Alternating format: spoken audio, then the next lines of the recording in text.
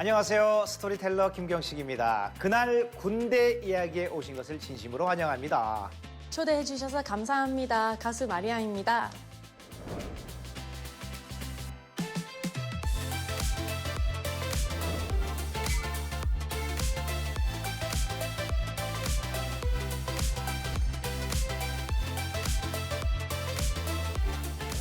안녕하세요. 스토리텔러 강아랑입니다. 그날 군대 이야기 오신 걸 환영합니다.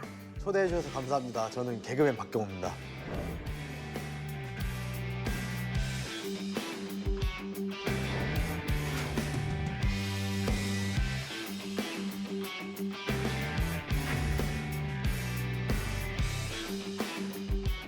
네, 지난번에 전 세계 우리 해군의 저력을 과시한 그 작전에 대해서 들려드렸는데 혹시 기억하시나요? 당연히 기억하죠. 그 아덴만 여면 작전 아닙니까? 이 작전에서 대성공을 거두면서 대한민국이 독자 기술로 만든 구축함으로 이역 만리에 있는 우리 국민을 보호할 만한 강한 해군력을 가진 나라라는 게 증명이 됐죠. 이는 70여 년 전 해군을 창설한 분들이 평생 동안 바라던 것이었습니다. 제대로 된 전투함 하나 없이 정말 맨손으로 시작한 우리 해군이요. 세계에서 손꼽히는 해군력을 갖게 되기까지 어떤 과정을 겪었을까요? 자, 그래서 오늘은 해군 창설에 대한 이야기를 들려드릴게요.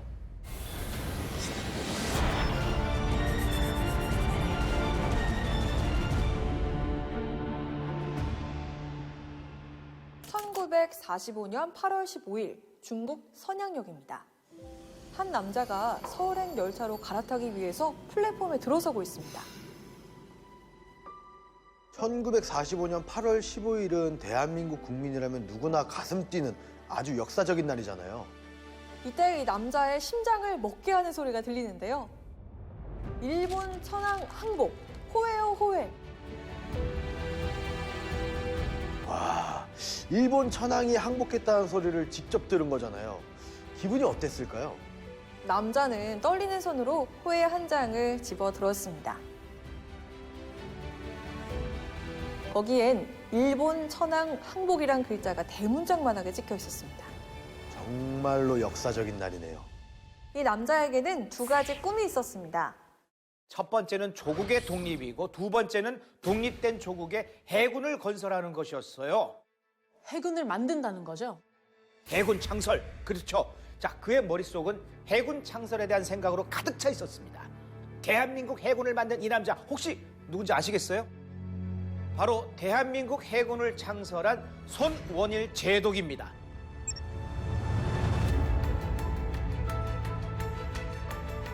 손원일은 독립운동가인 아버지 손정도 목사와 함께 망명생활을 하면서 나라 없는 서러움을 뼈저리게 느꼈습니다. 일본 경찰을 피해 중국 상하이로 갔고 그곳에서 수많은 열강들의 선박을 보면서 우리나라가 강대국이 되기 위해선 바다로 진출해야 한다는 걸 깨달았습니다.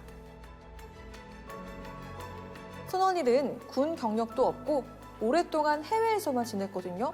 군대를 만들기 위해서 가장 먼저 뭘 해야 할까요?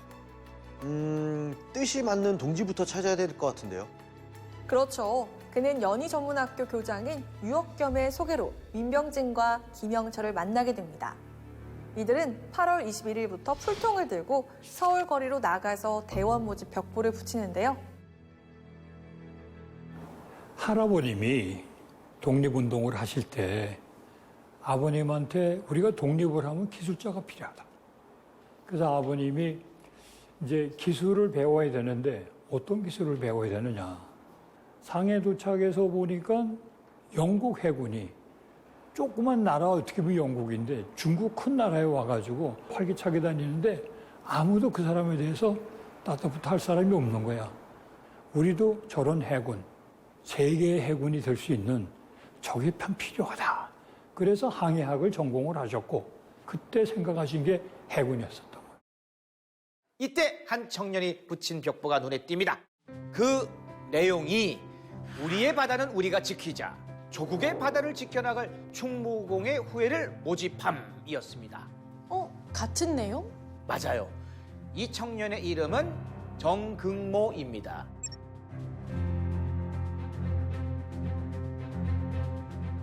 해군 창설이라는 같은 뜻을 가진 네 사람은 자연스럽게 의기투합합니다. 그리고 한 명을 더 찾아 나서는데요. 어떤 이력을 가진 사람이 좋을까요? 배에 대해서 잘 아는 사람? 그래서 당시 선박을 가장 많이 가지고 있던 한 해운회사를 찾아갑니다. 이 회사에서 1등 기관사로 재직 중이던 한갑수를 동참시키죠.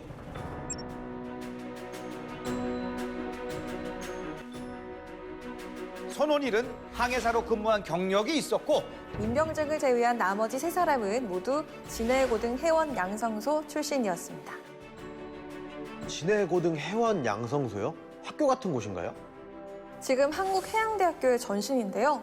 당시 여기를 졸업하면 기관사나 항해사 자격증이 나갔다고 합니다.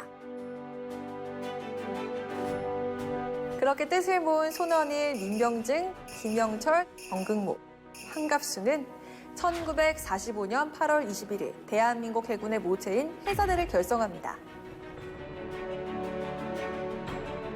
대원 모집 벽보를 붙인 지 열흘 만에 30명이 모여들었습니다. 자, 그렇게 200명이 지원했고요. 그중에서 바다와 관련된 경력을 가진 80명을 선발합니다. 와, 200명이나 지원을 했어요?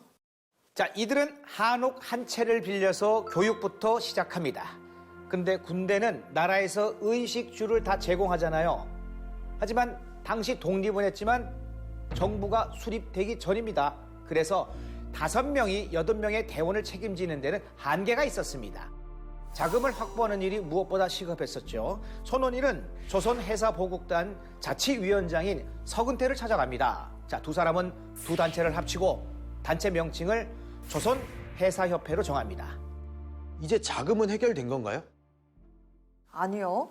이 무렵 손원일이 고문 후유증으로 병석에 눕고 서근태 자금도 바닥을 드러냈습니다.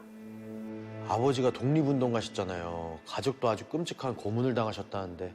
당시 군정을 선포한 미군이 우리나라를 통치하고 있었거든요. 이들은 미 군정 해사국을 방문하는데요.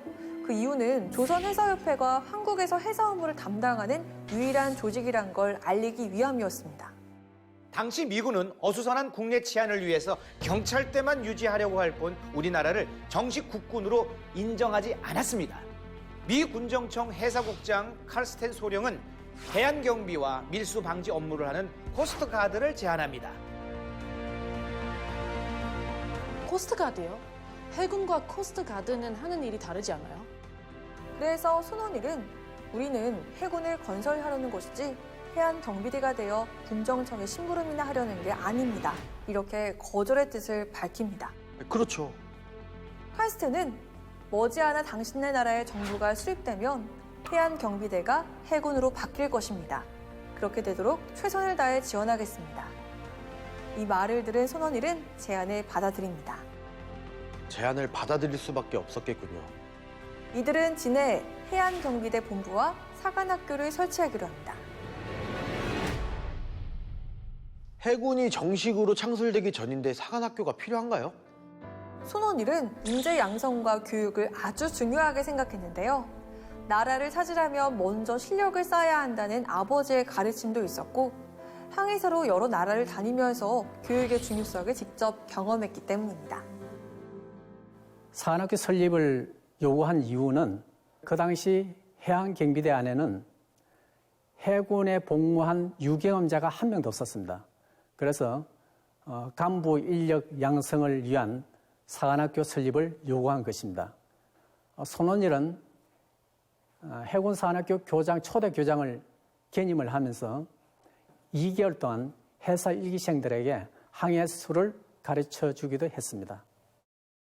1945년 11월 11일 오전 11시, 대원들은 해방병단 창설식을 합니다.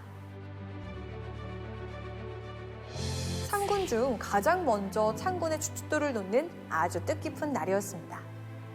11이라는 날짜와 시간이 아주 큰 의미가 있는데요. 한자 11을 세로로 쓰면 선비사가 되잖아요. 신사, 해군이라는 뜻이 되는 거죠. 11월 14일 해방병단은 진해에 일본 해군이 쓰던 건물을 숙소로 정하고요. 첫 업무를 개시합니다. 자, 하지만 미 군정청의 법적인 승인을 받지 않은 상황이라 어려움이 많았습니다. 어떤 어려움이 있었어요? 일단 예산이 없잖아요. 가장 시급한 거는 이제 먹고 입고 자는 문제였는데 자고 일어나면 그냥 몇 명씩 빠져나가는 거예요. 창설 당시 대원이 절반 가까이 확 줄어서 37명만 남았습니다. 손원일은 2개월에 걸쳐서 군정청 운수부, 국방사령부 등을 설득을 하는데요. 마침내 운수부에 있던 해방병단을 국방사령부 예하로 편입시키고요. 운수부와 국방사령부 업무는 법령으로 규정한다는 합의를 이끌어냅니다. 1946년 1월 14일 군정법령 제42호에 따라서 해방병단은 국방사령관의 승인을 받은 정식 군사단체가 됩니다. 이러한 결과를 가져온 것은 손원일 제독의 언어 능력과 그다음에 친화력, 협상 능력 덕분이라고 볼 수 있습니다. 손원일은 영어뿐만 아니고 중국어, 독일어 등을 참 잘했고 몸에 배인 그 신사도 행동과 그다음에 인품으로 인해 가지고 미군과의 그 친화력이 굉장히 좋았습니다. 이를 바탕으로 해서 자기가 원하는 목표를 이끌어내는데 탁월하게 협상 능력을 발휘했다고 볼 수 있습니다. 와, 그럼 이제 식량도 나오고 군복도 나오는 건가요? 네, 문제가 조금 있긴 했지만 2월부터는 예산을 배정받았고요. 5월부터는 월급과 보급품을 지원받았습니다. 해방병단은 1946년 6월 15일 조선해양경비대로 이름을 바꾸게 됩니다. 이제 어느 정도 군대의 모습을 갖추기 시작한 거네요. 군의 형태는 갖췄을지 몰라도 아직은 좀 해군이라고 부르기에는 부족한 것 같지 않습니까? 해군이라면 뭐가 있어야 할까요? 배가 있어야 되죠. 그렇죠. 배가 있어야죠. 하지만 조선해양경비대에는 군함이라고 부를 만한 배가 한 척도 없었던 건 사실입니다. 자, 배보다 먼저 갖춰야 하는 게 있는데 그건 또 혹시 뭔지 아세요? 잘 모르겠어요. 바로 함정을 수리하고 만드는 조함창입니다. 조선해양경비대는 1946년 2월 27일에 조함창을 만들고 일본이 버리고 간 배를 정비하기 시작합니다. 자, 이날 손원일의 눈에 골격만 갖춘 채 벌겋게 녹이 쓴 배 한 척이 들어오는데요. 일본 해군이 만들다가 전쟁이 끝나자 버리고 간 배였습니다. 이 배를 조함창 대원들이 7개월에 걸쳐서 우리 기술로 대한민국 최초 군함을 완성한 거예요. 이 배의 이름은 충무공정입니다.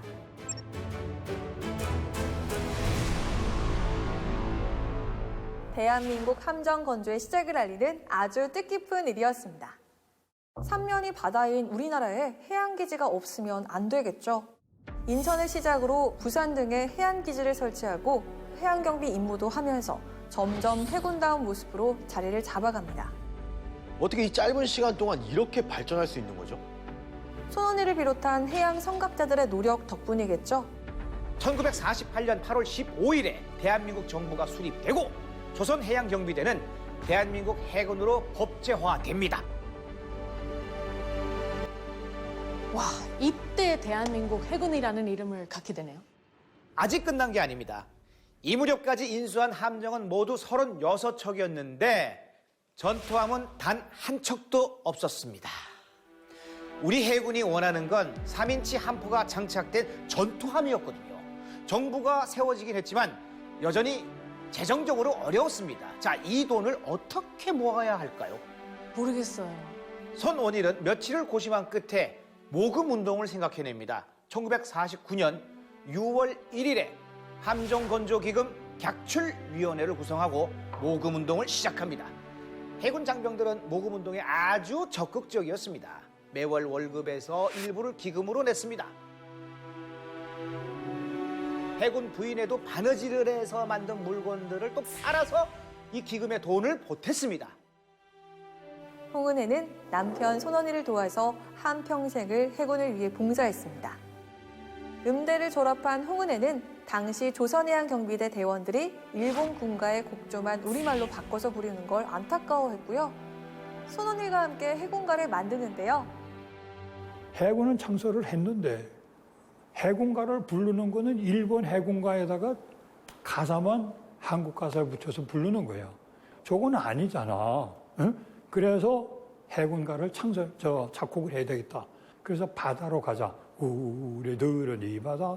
그게 처음 만들어진 게 어머님하고 아버님이, 아버님이 작사, 어머님이 작곡 해가지고 해군가를 만들고, 그 해군사관학교 교과 이상훈 씨가 그 가사를 쓰고 어머님이 작곡을 하셨어.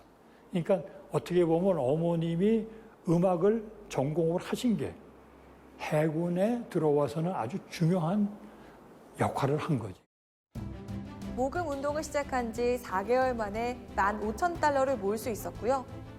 여기에 정부가 지원한 45,000달러를 합쳐서 손원일은 전투함을 구매하러 미국으로 떠납니다. 유능한 장교로 구성된 인수요원 15명도 그의 뒤를 따라서 출발합니다.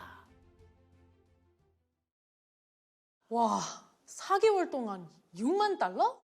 우리 해군은 미국 해양대학교에서 실습선으로 쓰던 앤슨 화이트 헤드를 구매합니다. 1949년 12월 26일에 이 배를 PC-701 백두산함이라고 명명합니다. 드디어 우리 해군은 그토록 염원했던 전투함을 갖게 됐습니다. 그런데 제2차 세계대전이 끝나자 미 해군은 앤슨 화이트 헤드 무장을 해제했거든요. 아직 전투함이 아니란 거죠. 그렇죠. 명목상으로만 전투함이었지 함포나 레이더가 장착돼 있지 않았어요.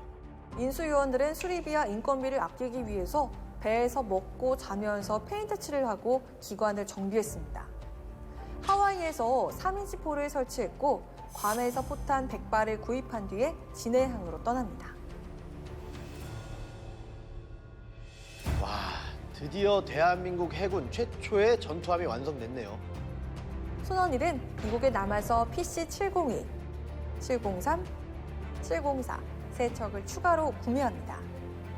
백두산함을 포함한 PC4척이 6.25 전쟁에서 아주 큰 활약을 합니다. 백두산함은 6.25 전쟁 초기에 남해안으로 상륙하던 북한군 600여 명을 태운 수송선을 격침시키면서 대한해협 해전을 승리로 이끄는데요. 이 해전에서 승리함으로써 전쟁의 흐름을 완전히 바꿨죠. 백두산함은 우리가 잘 아는 바와 같이 전쟁 발발 당일 북한의 무장 수송선을 발견해서 그 다음날 객침을 시켰습니다. 그다음에 나머지 세 척들은 도착하자마자 통영 상륙작전, 도서 탈환 작전, 인천 상륙작전 등 많은 전투에서 참전을 해서 획획한 전공을 세웠습니다. 정부 수립 이후 초대 해군 참모총장이 된 손원일은 국가와 민족을 위해 이 몸을 삼가 바치나이다 라는 글귀를 해군 표어로 내걸었습니다. 해군 선각자들은요, 우리 바다는 우리 손으로 지킨다는 일념으로 해군을 창설했습니다. 그들의 창군 정신을 바탕으로 해군 장병의 노력 덕분에 대한민국 해군은 세계에서 손꼽히는 해군력을 갖추게 됐습니다. 와, 제가 오늘도 대한민국에서 안전하게 행복하게 살 수 있는 건 해군을 비롯한 국군의 숭고한 희생 덕분이라고 생각합니다. 정말 감사하다는 말을 전해드리고 싶습니다. 손원일함의 구호는 당신이 있었기에 우리가 있습니다라고 합니다. 모든 장병이 지금의 해군을 있게 해준 선배 해군들에게 전하고 싶은 말이 아닐까 싶습니다.